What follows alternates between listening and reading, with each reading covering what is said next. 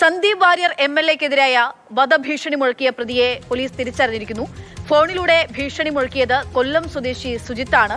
വെടിവെച്ച് കൊല്ലുമെന്നായിരുന്നു ഭീഷണി. സാരംഗ് സുരേഷ് വിവരങ്ങളുമായി ചേരുകയാണ്. സാരംഗ്, എങ്ങനെയാണ് ഇയാളെ കണ്ടെത്തിയത്?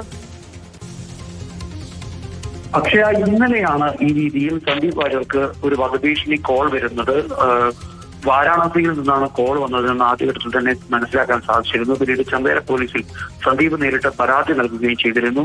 പിന്നീട് പോലീസ് നടത്തിയ അന്വേഷണത്തിലാണ് കൊല്ലം സ്വദേശിയായ സുജിത് നായരാണ് ഈ രീതിയിൽ ഒരു വധഭീഷണി കോൾ ചെയ്തതെന്നുള്ള വിവരം പുറത്തു വരുന്നത്. ഇയാൾ വർഷങ്ങളായി കണ്ണൂർ പയ്യന്നൂരിൽ താമസമാക്കിയ ഒരാളാണ്. ഇവിടെ ഒരു വ്യാപാര സ്ഥാപനം നടത്തുന്നുണ്ട്.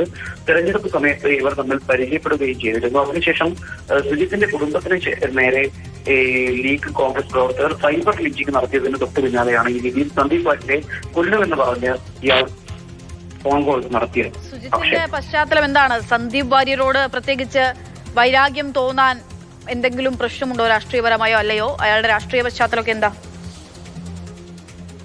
രാഷ്ട്രീയ പശ്ചാത്തലം എന്നതിനേക്കാൾ ഉപരിയായി പയ്യന്നൂരിലും അതോടൊപ്പം തന്നെ തൃക്കരിപ്പൂരിലും UDFന്റെ വിജയത്തിന് അനുകൂലമായി സാമ്പത്തിക സഹായം അടക്കം ചെയ്തു കൊടുത്തൊരു വ്യാപാരിയാണ് സുജിത്ത് എന്നാണ് മനസ്സിലാക്കാൻ സാധിക്കുന്നത്. അതോടൊപ്പം തന്നെ വലിയ രീതിയിൽ ഇടതുപക്ഷ അനുഭാവമുള്ള ആളുകളുടെ വോട്ടുകൾ പോലും ഇത്തവണ UDFന് അനുകൂലമാക്കി മാറ്റി ചെയ്യുന്നതിൽ വലിയൊരു ഘടകമായി എന്നാണ് സുജിത്ത് സ്വയം അവകാശപ്പെടുന്നത്. എന്നിട്ട് പോലും ഈ രീതിയിൽ സന്ദീപിനെ പിന്തുണയ്ക്കുന്ന UDF അനുകൂലികളുടെ ഭാഗത്തു നിന്ന് വലിയ സൈബർ ലിഞ്ചിങ് നേരിട്ടു എന്നതാണ് ഇയാളുടെ ആരോപണം.